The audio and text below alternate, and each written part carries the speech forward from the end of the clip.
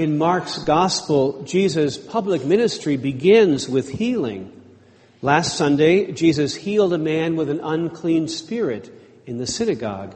Today, it's a mother-in-law, and next Sunday, a leper.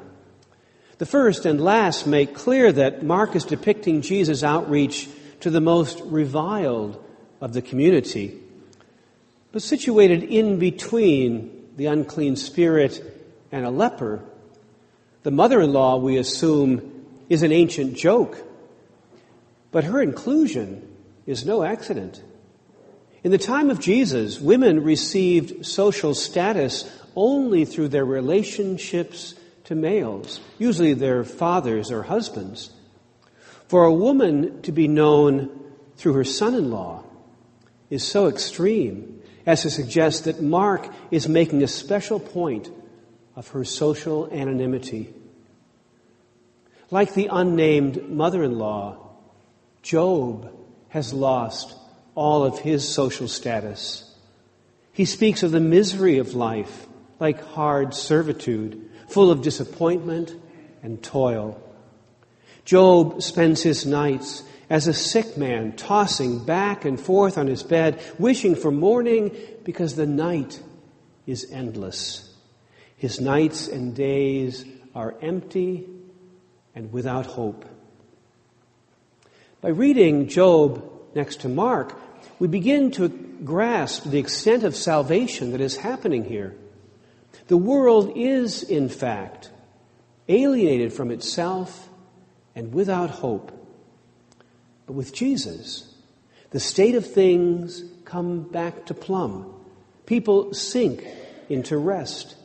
The evening and the morning are no longer full of disappointment, but are overflowing with messianic salvation. Jesus is restoring people within their social networks. He's gathering rather than excluding. After the fever left Simon's mother-in-law, Mark tells us that she began to serve them. Now, to us, this probably sounds like they really just wanted to have lunch. But the word that's used for service, actually, is the same word in Greek that's used for ministry.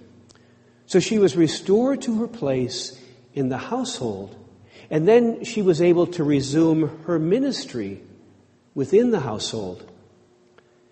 The early church, of course, gathered not in churches, but in houses. So really we have a picture here of the early church. Simon and Andrew, James and John are some of the named disciples with a leadership role. But here we also have a picture of a woman who is not remembered by her own name, and yet her ministry to the community is remembered. This gives us a more complete picture, I think, of the ministry in the church. The whole community, of course, is called to bear witness to the gospel. Sometimes our ministry is very public, but much of our service is done quietly and faithfully with hardly any notice. In this Sabbath day at Capernaum, from synagogue to house to the door of the house, Jesus encounters people in need of healing. At sundown, when the Sabbath is over, the whole town comes to Jesus for healing.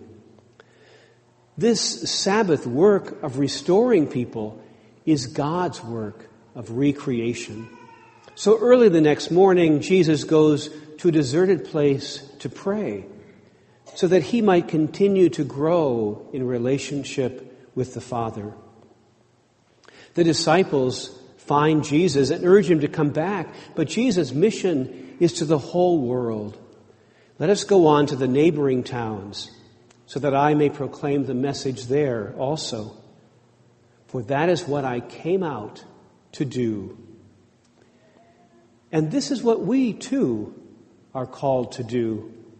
We see a threefold pattern here in this gospel story of encounter, grow, and witness. And this is a paradigm for our own gospel living.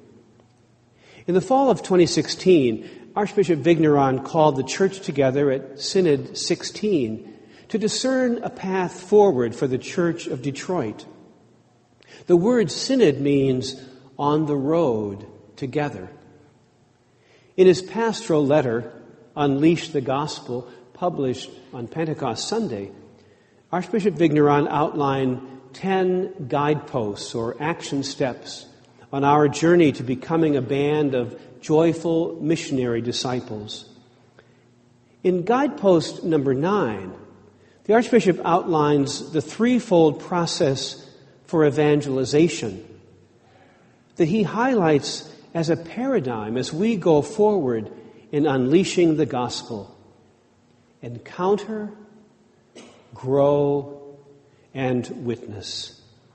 Every person in the Archdiocese is called to encounter Jesus anew, to grow daily as his disciple, and to give witness to the power of God's mercy. We encounter Jesus in many different ways throughout each day. This invites us to a time of reflection and prayer, to be mindful of the ways we have encountered Jesus. And then, centered in God, we become a sacrament, a witness, so that the encounter with Jesus continues, but now through our presence in the world. Last January, a group of parishioners met to formalize 3-year parish goals, which began this past June and continue till June of 2020. Elise Farrote designed this banner, which highlights our 3 goals. The first, to engage with open hearts. Christ, of course, is present in our encounter with one another.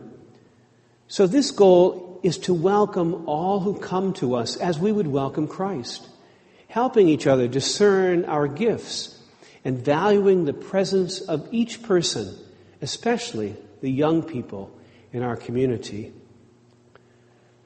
To bear witness to the gospel by deepening our own relationship with Jesus like a seed that is planted and grows. Our faith is shared within our parish community and beyond through words and actions of outreach.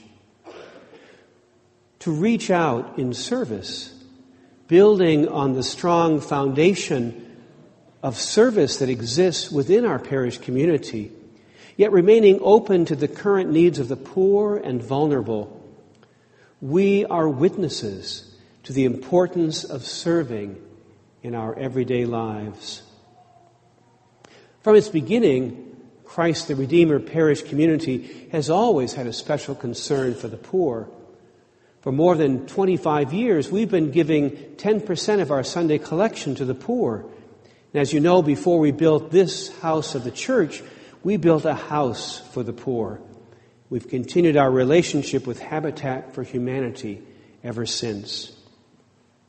After 20 years, we're starting a new chapter in our ministry with Habitat. We're going to discontinue our Raise a Glass to Raise a Roof fundraiser. Instead, we gave a portion of our Christmas tithe to Habitat.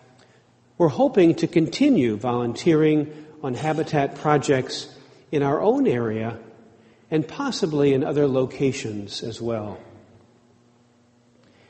In his New Year's message for 2018, Pope Francis challenged the world, quote, "In a spirit of compassion, let us embrace all those fleeing from war and hunger or forced by discrimination, persecution, poverty, and environmental degradation to leave their homelands."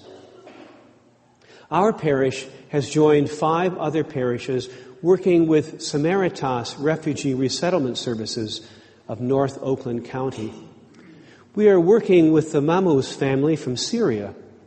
The volunteers have been providing transportation for medical appointments and grocery shopping, as well as keeping company with their 5 very polite and energetic children.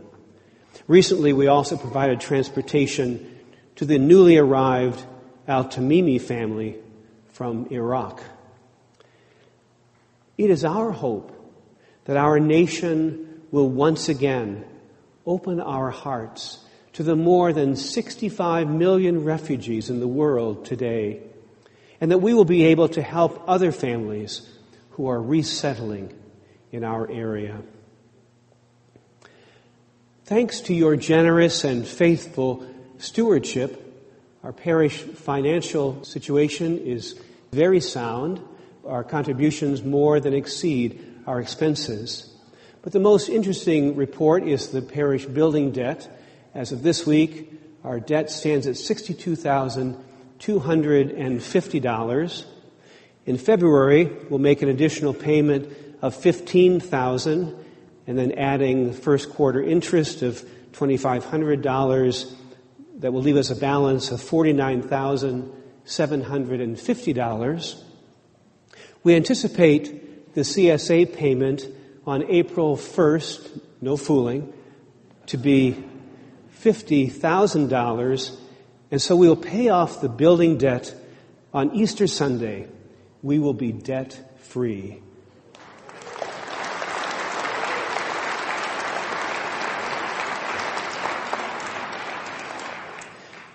So I have two proposals with this new situation of being debt-free.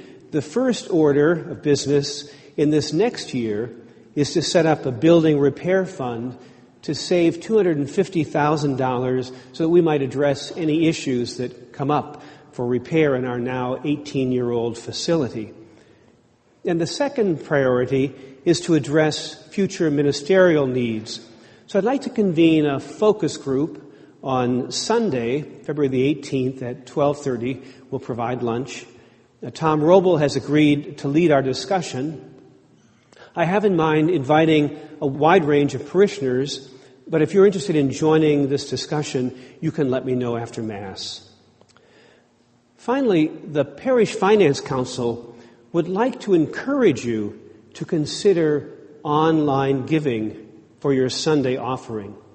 Like me, you probably use online bill paying for all your bills. So we'd like to encourage you to think about using that for your Sunday offering.